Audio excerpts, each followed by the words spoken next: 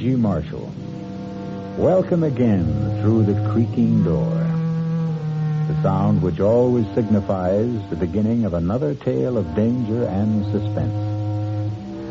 Being in the mystery business, our fables often deal with crime and criminals. This time, it's a thief, but a thief with a very definite difference. For Ruth Moody is a young lady who walks into department stores and simply helps herself, simply because she can't help herself.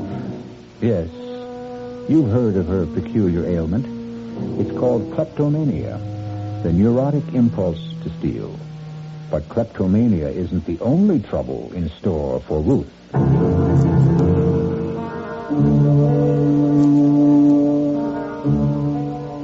Our mystery drama, The Trouble with Ruth, was written especially for the Mystery Theater by Henry Slessor and stars Marion Seldes. It is sponsored in part by the Kellogg Company, makers of Kellogg's Special K cereal and new sugar-free diet 7-Up. I'll be back shortly with Act 1.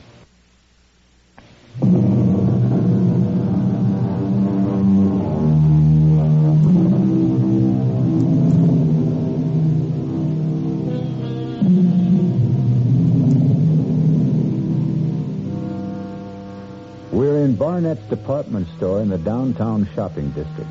And if it looks and sounds like a battlefield this morning, it's no different from any other Saturday. Well, maybe a little more so, since Barnett is running its semi-annual clearance sale, just as it does every other month. It's the ideal place and time for bargain hunters, and unfortunately, for shoplifters. Pardon me, miss. Yes? Would you mind coming with me just for a moment, please? What for? Our assistant manager, Mr. Hutchins, would like a word with you. I don't know, Mr. Hutchins.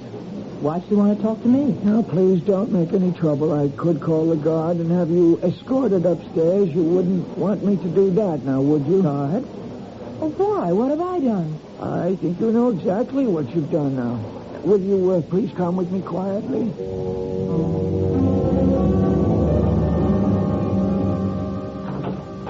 Right in here, please. It's a mistake. I did take the scarf, but I was going to pay for it. Here's the lady, Mr. Hutchins. All right, Bill, thanks. You want me to stick around? No, it's all right. Okay, then I'll get back on the floor. It's murder down there. More larceny than murder, I'd say. Right. Please, sit down. Mr. Hutchins, I know it looks like I took the scarf deliberately, but really I didn't. You were going to pay for it at another counter. Is that the idea? No, I wanted to match the color with the purses, and that's why I put the scarf in my bag. I wanted to go over to the handbag section. Would you mind telling me your name? I'm not a shoplifter, so help me, I'm not. My name is Ruth Martin. Is it Mrs. Martin? Look at me. Can't you tell I'm not a thief? I don't even know why I took this scarf. It's just a cheap little thing. It's not at all like the clothes I wear. Well, look at me. Can't you tell? Would you wait just one moment, Mrs. Martin? What's that you've got? Oh, it's just a little handbook we keep, sort of a private record book.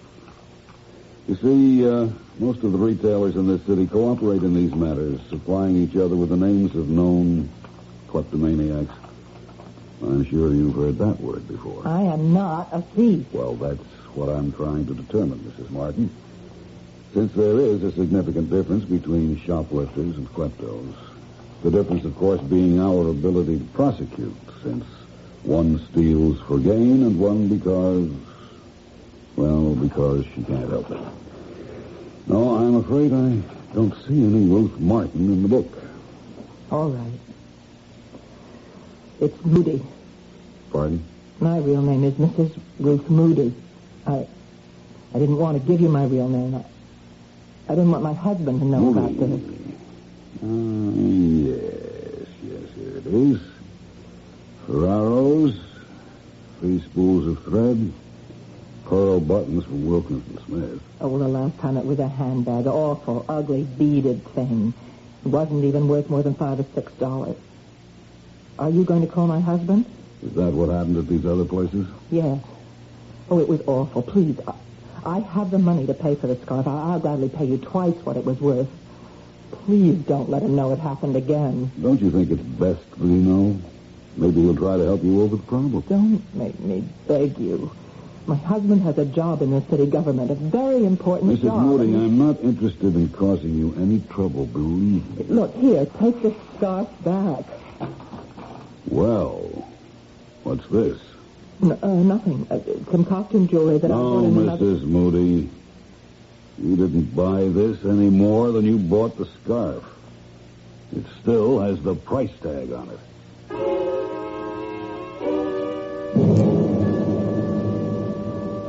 $1.95. That's what makes it so unbelievable, Ruth. $1.95 rhinestone pin. Don't know why I took it, Ralph. Any more than I know what drove me to pick up that awful scarf and just drop it in my bag. Just like those other times. Yes, but you swore to me that those other times would never be repeated. Well, I thought it was over. I really did. I don't understand what goes on in your mind when you do these crazy things. I don't know. It's just an impulse. It seems so terribly easy. There's things that are just sitting out in the open the way they are, and I never even stop to think if I like it. Just if I can get away with it. But you never do. You get caught.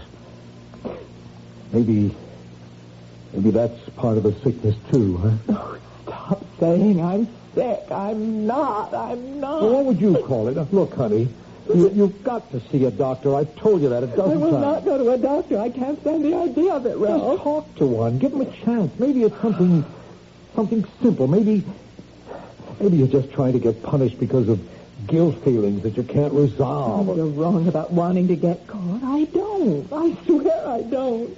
I've gotten away with a dozen things. What? What was that? Nothing. I don't want to talk about it anymore. And it isn't just 3-4 times that this has been going on. You're probably out there shoplifting every single day. It's not true. I almost never go into the stores for exactly that reason. All right, Ruth. That settles it. You are going to talk to a doctor. Then, you do remember the first time you stole, Mrs. Moody? Yes. I remember very well, but it was something I really wanted then, Dr. Berger. That was the big difference. How old were you? I was about 8 or 9. I was in school. There was a girl named Fanny Ritter. Her family was very wealthy. She was always the best-dressed girl in the class. Ah, yes. She had this pencil box. It was absolutely beautiful, with a blue binding and all sorts of secret compartments. I wanted that pencil box so much. And one day I walked into an empty classroom, and there it was, lying on the seat. Yes, and were you caught? No, I was never caught. Mm-hmm. That was the biggest thrill of all, not being caught. But then I also realized I couldn't use the pencil box, at least not at school. Yes, I see. All kids steal sometimes. There's nothing abnormal about it. But you're not a child now, are you? And yet you still crave this secret feeling, this secret gratification. No, you're wrong. I don't get any pleasure out of taking things. I feel terrible afterwards every single time. Ah, but that may be exactly the gratification you require. I don't want to hear any more. You sound just like my husband. Believe me, Mrs. Moody, neither your husband nor I want to find fault with you. We both want to help you. Well, it's his job my husband is worried about, not me. Why do you say that? Because he works for the city government in the controller's office, and he's afraid if they ever found out about me that he... Why am I talking about Ralph that way? I know he loves me. I know he wants to help me. Yes. So why don't you let him try? Let both of us try. No. I don't need a doctor. All I need is to stay out of department stores.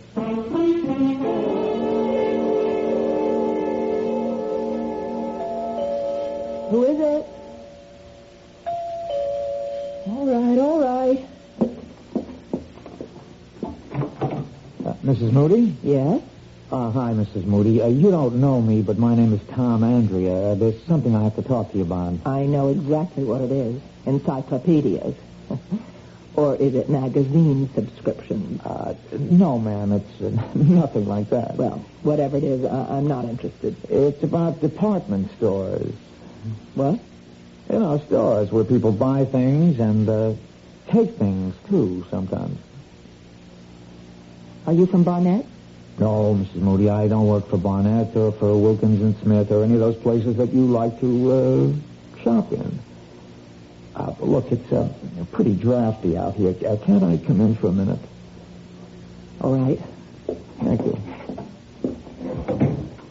Your husband's not home, I suppose. I mean, it's a working day, so he's at work, right? Oh, that's clever thinking.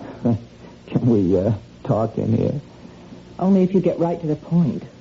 Well, now, look, this ain't the kind of thing you like to just blurt out. I mean, it's kind of sensitive. You know what I mean? No, I don't. I mean, it's about you and your husband and so forth. If you think about it for a while, you'll get my meaning. Am I right? You'll have to be more specific. Well, you just won't come out with it yourself, huh? Okay, I'll say it for you.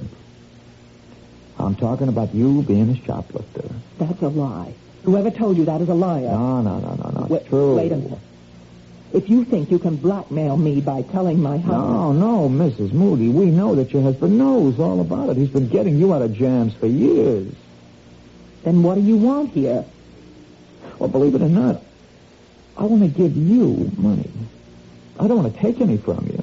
What for? Services rendered. What? I got a little proposition for you, Mrs. Moody. How would you like to make $1,000? $1,000? How? Well, you do like I tell you. You'll get $1,000 in the mail. But if you don't, well, your husband may not be able to make a living anymore. You get what I mean? No. I don't know what you're talking about. I'm talking about stealing stuff, Mrs. Moody, about that bad habit of yours. Now, we got a use for that habit. And you'd better listen to what we have in mind. How did you know about me? Who told you about me? Well, let's just say I got sources. I swear to you, I'm not a thief. Yeah, sure, I know that. We know it. We? Well, me and my friend. We know you're just a sick lady, that you can't help what you do. It's just like you had pneumonia or hay fever. It's not your fault. Am I right? That's right. Yeah, looks fine, only your husband still don't want the people around City Hall to know he's got a klepto for a wife. Does he? Then this is blackmail. A man in his line of work, he can't afford to have people know his wife steals. Now, some people would understand how it's only a sickness. But others, well, you know how people are. Tell me how much money you want. I don't want a dime from you, Mrs. Moody. Honest, all I want is your cooperation.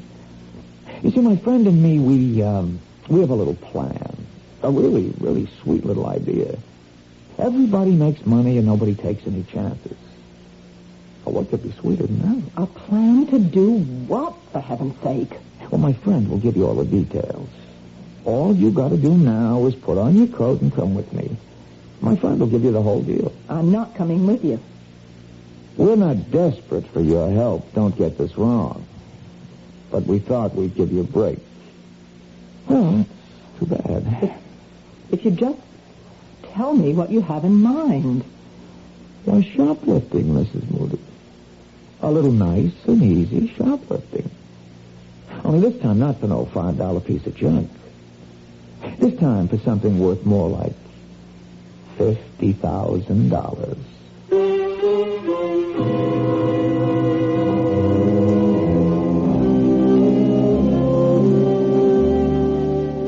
Well, troubles have a way of multiplying themselves, don't they?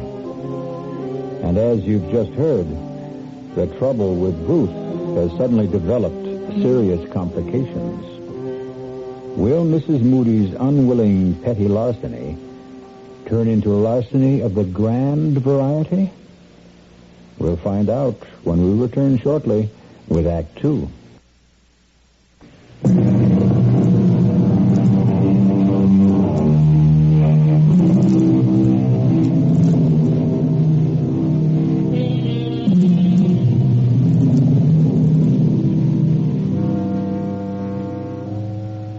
Mrs. Ruth Moody, faced with the prospect of harming her husband's career, has accepted the invitation of the man who calls himself Tom Andrea, although her instincts tell her that Tom Andrea isn't his name at all.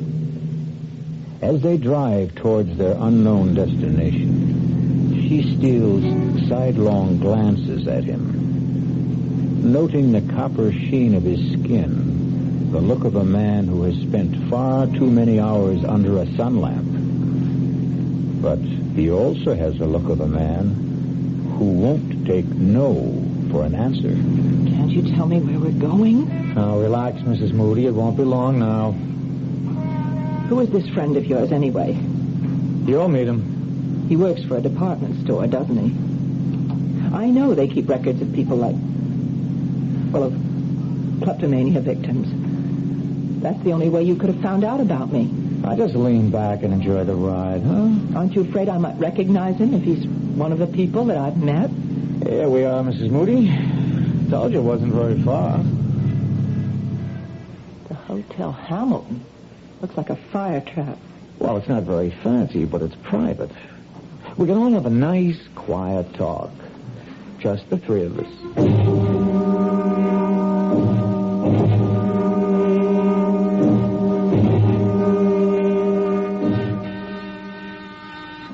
One moment. That you, Tom? Yeah, it's me. The lady with you? Yep, she's here. Just a second, then. No, don't be scared, Mrs. Moody. My friend doesn't really look like that. He's just got a stocking over his face. Come in. I hope you will forgive the mask, Mrs. Moody. I know it looks grotesque, but it's necessary for your own protection. For me? It's important that you don't recognize me after our business is concluded.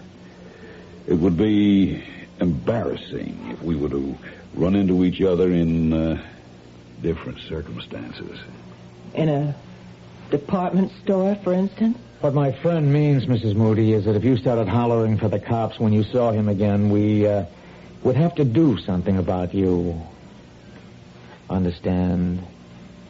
Yes, I understand. But please don't be alarmed. Nothing like that's going to happen. I can assure you that I am not a professional criminal. No more than you are. Then what kind of criminal are you? Why don't you sit down? The sofa's the only comfortable seat in the room. Here, let me take these papers away. I was just drawing up a few diagrams to help you understand exactly what you have to do. Diagrams? Would you like some coffee? We have a small kitchen. There's a pot already made. No, I don't want any coffee. Tom, why don't you do the honors? Do you drink yours black, Mrs. Moody? I'm afraid I don't have any cream. Oh, all right, black coffee. I see, Mrs. Moody. I told you it was going to be very friendly. Well, now, how much has Tom told you about our little enterprise? He just said that if I didn't help you, you'd tell my husband's employers about me. Well, I really hate for that to be the inducement, Mrs. Moody. I was hoping that you'd cooperate more willingly. Why should I? Well, didn't Tom mention the $1,000? He also mentioned something about $50,000, about shoplifting something worth a fortune. Don't tell me you have qualms about it. A lady with your history? You just don't understand about me. I don't take things because they're valuable or even because I want them. I'm not a thief, not in the ordinary sense of the word. Yes, we know that. And that's exactly why we're taking you into our little circle, Mrs. Moody, because you're a kleptomaniac, not an ordinary thief. And that's why you can help us commit an extraordinary crime. But I don't want to commit a crime, and I don't want your $1,000. Here's your coffee, Mrs. Moody. Let me tell you what makes it so different, Mrs. Moody. An ordinary crime entails a certain amount of risk. But this particular crime is guaranteed to be risk-free. No, that's what people always think. No, Mrs. Moody. Even professional criminals recognize a certain degree of chance when they plan their enterprises. Personally, I would never get involved in anything like that. I loathe the idea of being arrested. Oh, so do I. And I know exactly what it feels like. Ah, but you've never been arrested, have you? You've been detained, questioned, reprimanded, warned, but you've never been arrested once. Isn't that true? Oh, why should I be? I told you, I'm not a criminal. No, you're not legally liable for your little thefts, Mrs. Moody. You steal because you have to steal. And if you're caught, you merely give back what you've stolen, and that's that. No arrest, no prosecution, no risk. You beginning to see the point, Mrs. Moody? You want me to steal something for you. That's right, Mrs. Moody, and something a great deal more valuable than, shall we say, a spool of thread. Oh, dear Lord. Let me explain our plan in detail. At 12:15 tomorrow afternoon. Tomorrow? At 12:15. You'll enter a shop called Travell's on 47th Street, just off Fifth Avenue. You may not know the place. It's a rather expensive jeweler's. You will approach a certain counter. The diagram will make it clear which one Wait a minute. You're talking as if I've already agreed to do this thing. Please look at the diagram, Mrs. Moody. You will approach this counter and engage the attention of the salesman. You will ask to see a certain tray, the one I've marked with the arrow. A moment or two after you begin to examine that tray, there will be a disturbance in the store. Right, a disturbance. The disturbance will take place on the other side of the counter. It is almost inevitable that your salesman will have his attention drawn away from you when it occurs. In all likelihood, he'll leave you and go to see what has happened. That's when you will act. You'll pick up the diamond pin on the upper right-hand corner of the tray and drop it into your purse. And then you'll simply walk out the door. You're really mad. As you can see from the drawing, the distance between the counter and the door is a very short one. You can reach it within 3 or 4 seconds. You can be sure that your salesman will be much too occupied to notice that you have left. I won't do any such thing. That's plain and simple robbery. When you reach the outside, you'll see a man with a yellow canister collecting funds for children's welfare. The man will approach you immediately. You will drop the diamond pin into the opening of the canister and walk to the corner. There will be a taxi there in all probability. It's a hack stand. If there isn't a taxi waiting, hail one or walk to the bus stop. Believe me, you will have ample time to make your getaway. There isn't going to be any getaway. I am not going to do anything so insane. As I said before, you'll be perfectly safe. You'll have absolutely nothing to lose. If you're stopped before you reach the exit, simply give yourself up.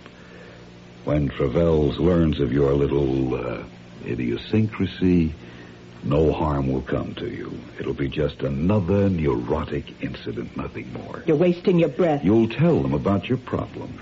They'll check with other stores and find your case history on file. No, there's no way I'll do such a thing. Hey, what's the matter with you, lady? Didn't you hear the man? You can't get into trouble doing this. But your husband will if you don't. Let me out of here, please. Pick someone else out of those files. All right, Tom. If that's how Mrs. Moody wants it. Then I can go. The door was always open, lady. See? But if you change your mind, Mrs. Moody, just call me here at the Hotel Hamilton. Just ask for room 408. But if I don't hear from you tonight, well, you know what we'll have to do.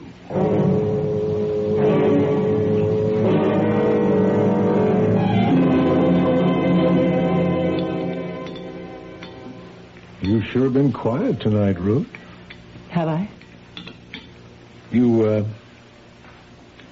didn't go out today, did you? No. I told you I wasn't going anywhere. I was just wondering.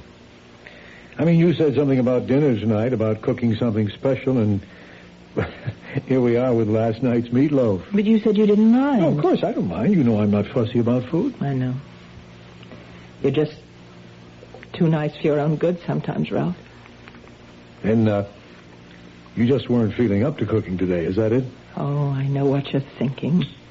You think I went on another shopping spree, or should I say shoplifting? No, Ruth, I didn't think anything of the kind. Well, I didn't. I swear I didn't. Okay.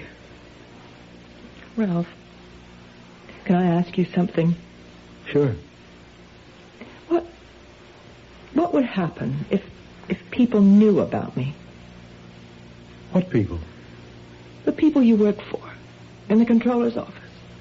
Or, the mayor himself. What if they knew about my, illness? They'd know, that's all. Would it hurt you? Honey, this is silly. Nobody knows about your problem but you and me and a few department stores. And Dr. Berger, of course, the doctor you won't see anymore. But if they were to find out, would it hurt you? Look, haven't we got enough to worry about without thinking the worst? Then it would be bad for you. Someone in your position where honesty is so important. Ruth, you're not dishonest. You're sick. There's a tremendous difference. That's why I'm so sorry you won't see that doctor. But would everyone understand the difference? I mean, when they learned about my stealing things, would they think twice about you? You want the truth? Yes. Yes, they would. They're only human. No, they're worse than human. They're politicians. They have to be elected to office, and that's exactly the kind of scandal they don't like. Yes. I guess I've always known that was true. Honey, I think I could use some more gravy. Yes. Oh, I have some in the kitchen. I'll be right back.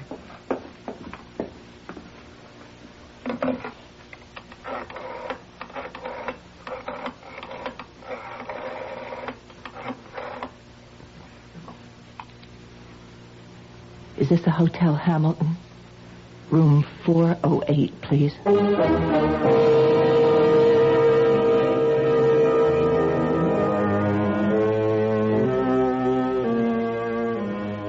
And so Mrs. Ruth Moody has taken the first fatal step. And tomorrow at noon, she'll take several more steps to the doors of Travell's Jewelry. And for the first time in her life, Ruth will steal and know the reason why she's stealing. Will it really make a difference? I'll be back shortly with Act 3.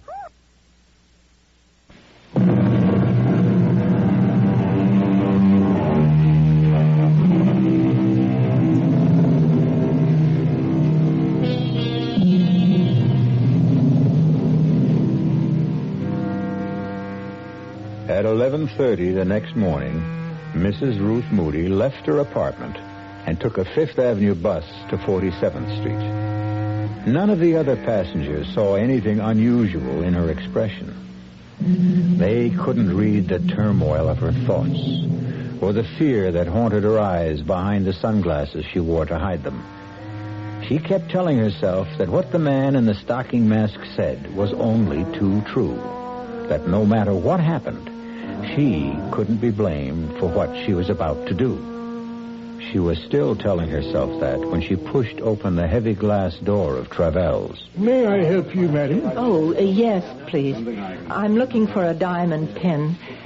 It's a present for my mother. I see. Do you have any particular kind of pin in mind? We have everything from abstract designs to representational pins. You know, animals and flowers and so forth. Maybe if I just browsed a little? Certainly. You can see some of our selection right here, but we do have others. Oh, yes. There's so many, aren't there? Of course, it would help if you knew the price range. Well, the price isn't important. It's just that the pin be right. Yes, I see. This tray right here, on the first shelf. Yes? Well, that seems to have quite a few nice pins. Yes, I'll bring it out for you. Actually, these are some of the best stones in our collection. You have good taste. They really do sparkle, don't they? This is what I meant by representational. As you can see, it's in the shape of a cat. Oh, well, no. My mother hates cats. I think maybe just something simple. You just take your time. All right. Thank you. What was that?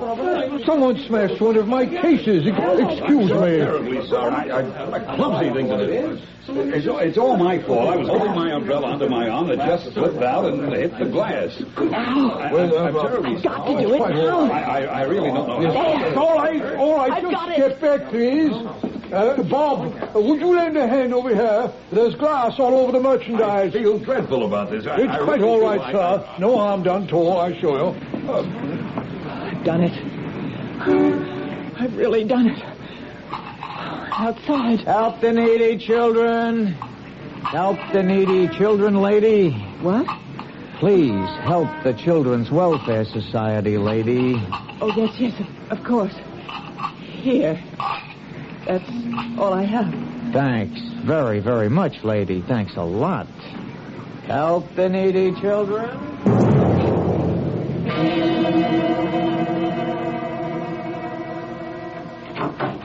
Ralph?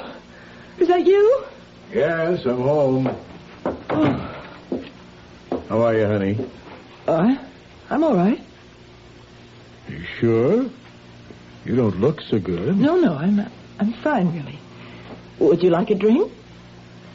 Yeah, I wouldn't mind, thanks. What'd you do today? I went out for a little while. Where to? Oh, no in particular. I took a walk. Weather was nice. Uh-huh. Took some things to the cleaners. Did a little marketing. Here's your drink. Oh, thanks. For heaven's sake, stop looking at me like that. I can't bear the way you look at me sometimes, Ralph. I'm sorry, Ruth. It's nothing deliberate. Well, of course it's deliberate. It happens all the time now. You keep staring at me as if you're trying to read my mind. As if you wanted me to confess something. Now, Ruth, that isn't true. You've got to stop thinking such things every time I look at you. What's going to happen to us, Ralph? What kind of marriage are we going to have from now on? Ruth, we've been married 6 years now. I think we know how to live with each other. But you can't live with this disease of mine. You can never stop suspecting me of having stolen something again. Isn't that what you're thinking right now? All I'm thinking about is that you don't look well. And how disappointed I am that you won't see Dr. Berger. I called him today, by the way. What for? Well, I just wanted to talk to him, find out if there was anything more I could do to help you. And what did he say? He said there might be. Well, what do you mean by that? Well, I told Berger about our talk last night, about how worried you are that the people at City Hall might find out about your illness. Now, he told me that was an important part of your guilt syndrome, whatever that means. Oh, I hate that psychiatric double talk. Just the same, he thought you'd be a lot better off if you weren't concerned about such things, if you were able to admit that you were ill. I do admit it. That doesn't mean that other people have to know about it. Ruth, I told him.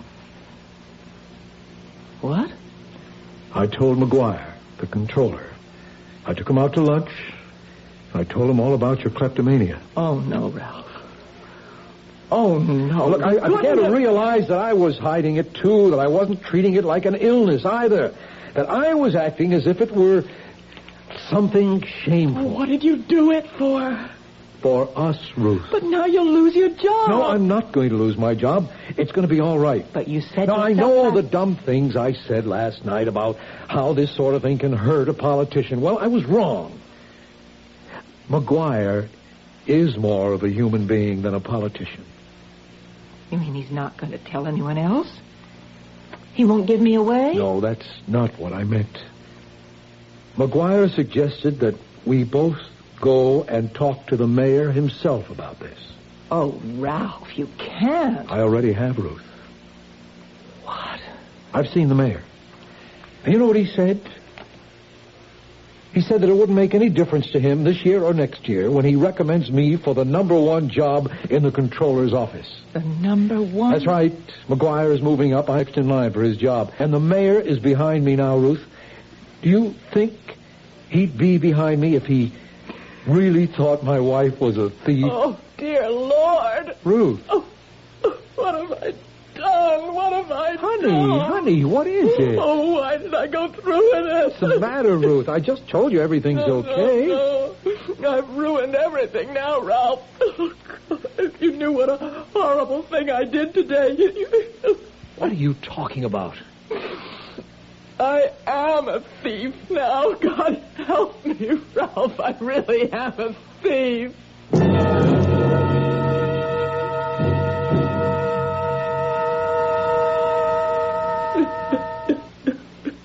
Try and stay calm, Ruth. Did you get a look at the man who broke the glass with his umbrella? Do you think that he was the same man you met yesterday at the Hotel Hamilton? I'm sure he was. But I told you he was wearing a stocking mask over his face.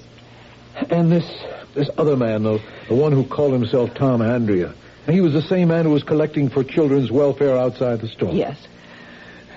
Ruth, you know, there's only one thing to do now, don't you? What do you mean?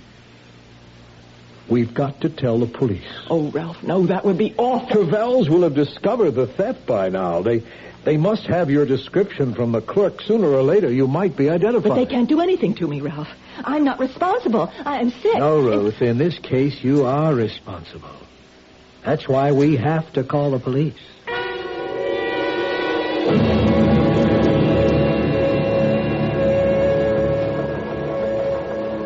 All right, Mrs. Moody. Here's the typed statement you gave us. Can I go home after I sign it? Yes, of course. But better read it over first. What happens after that, Lieutenant Ames? That depends. On what? Well, mostly on whether or not your wife has told us everything. But I swear I have. I'm not saying your story is phony, Mrs. Moody. My own viewpoint is that it's too cockeyed to be phony. But that may be a subtle way of looking at it. Why should she lie about this, Lieutenant? What would my wife have to gain? Well, she could stand to gain a diamond pin worth almost $50,000. But she doesn't have the diamond. She gave it to them. Yes, that's a story. But let's say, for example, that those two men never existed. Oh, that's a horrible thing to say. I'm telling you how other people might see this thing. If you were a crook and you realized that you'd been spotted in Travels, well, this story of yours would put you in the clear, wouldn't it? But it's true. Every word of it. But you see the problem, don't you? You've been identified as a robber. You've confessed to stealing the pin. The fact that you're a known kleptomaniac doesn't help. Some people might even be nasty enough to say that you got yourself that reputation deliberately. This is incredible. You're accusing my wife of being a thief. Oh, what can I say to convince you? If you could only give me a better description of those two men. Well, I've done the best I could. The first man, he was of average height, dark hair, very sunburned. Yeah. You keep telling me about that sunburn. But that's not going to last very long, is it? Lieutenant, you think that sunburn was a kind of disguise? I'm sure it was, Mr. Moody. And the other man, he wore a stocking mask. There's no way I can describe him. What about the hotel, Lieutenant? No good. It's a kind of a dump which doesn't even bother to keep a register, even though it's a city ordinance. But the clerk might be able to identify the man who took the room. Maybe, if we could produce him. Only, how do we do that? What about the $1,000 they promised to send her? Oh, I wouldn't count on that. If she's telling the truth, you'll never hear from him again. Okay, so maybe it's a new gimmick. Maybe one of them works in a department store, has access to the names of recognized kleptos. I'm sure he did work in a department store. Yeah, and so do thousands of people, Miss Moody. All you've got to do is name the one. And if she can't, what happens then? I think you know the answer to that. Will I be arrested? But you can't arrest her. She's sick. She was seeing a doctor. And I'm going to see him again. Oh, so help me, Ralph. You really mean that, Ruth? I'm not going to stop seeing Dr. Berger until I'm cured. Unless they send me to prison first. Well, have you read the statement, Miss Moody? Yes. Yes, it's all right. I'm ready to sign it. Fine. Yeah, let's see. I thought I had a pen on this desk. Oh, well, I think there's one in my purse. I'll get it. Hey, it's funny. What is? Well, this isn't your pen, Ruth. I don't recognize it, do you? Let me see.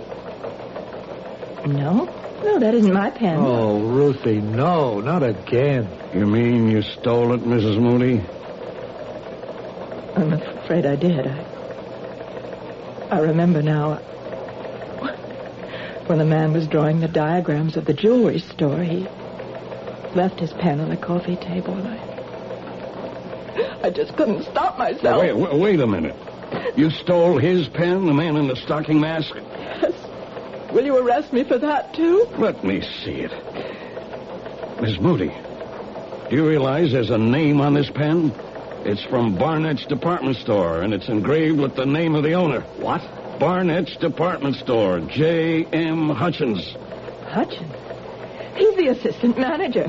He's the one. Lieutenant, you found your man. Well, what do you know? This is the first time I've ever seen the proof of that old chestnut. Old chestnut? That it takes a thief to catch a thief.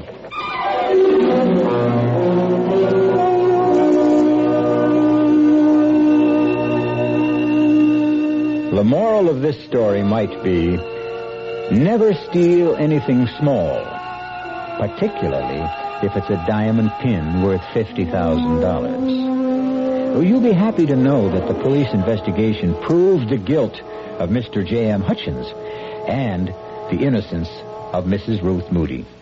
And the last we heard, the only trouble with Ruth was going to be a little one. I'll be back shortly. Look, let's put an end to all this gloomy-sounding stuff you've been getting so much of lately. Income tax is behind us, spring is here, Aaron's hit number 715, and there's even reason for hope with the gasoline thing. It's in this new spirit that I'd like to talk to you about buying a new car. It's a small car, one you can judge sanely, and not just in terms of how many miles per gallon it gives you. The car is a Buick Apollo. Like any self-respecting small car, it is economical. It's got a 6-cylinder engine and a 21-gallon gas tank, which combine to give Apollo good gas economy and great range.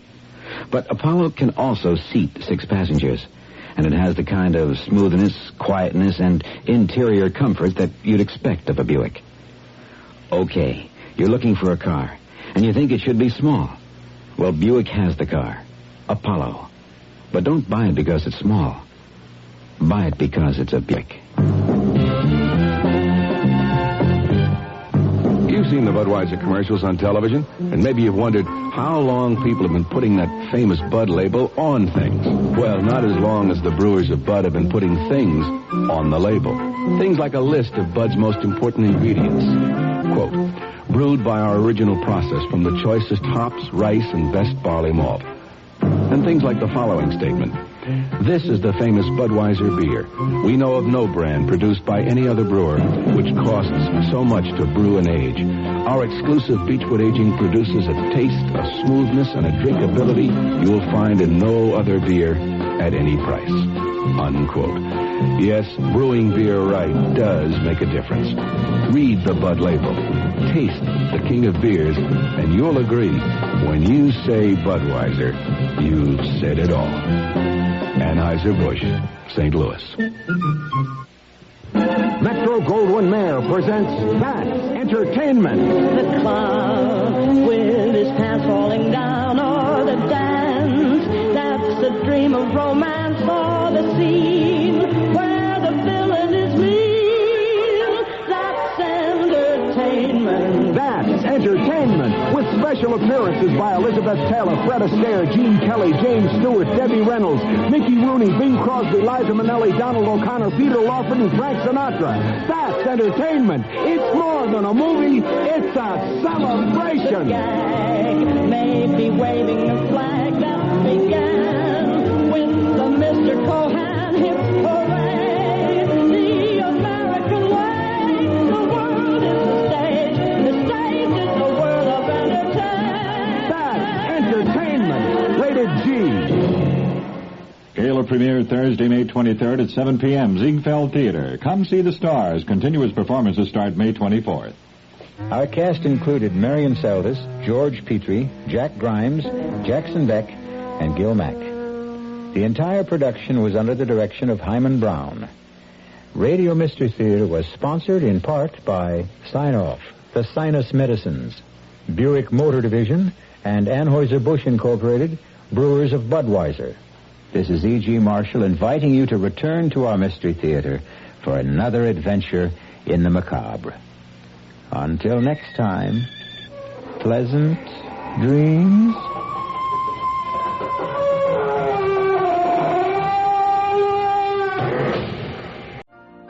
You've been listening to the OTR Gold Network. Find more classic radio at otrgold.com.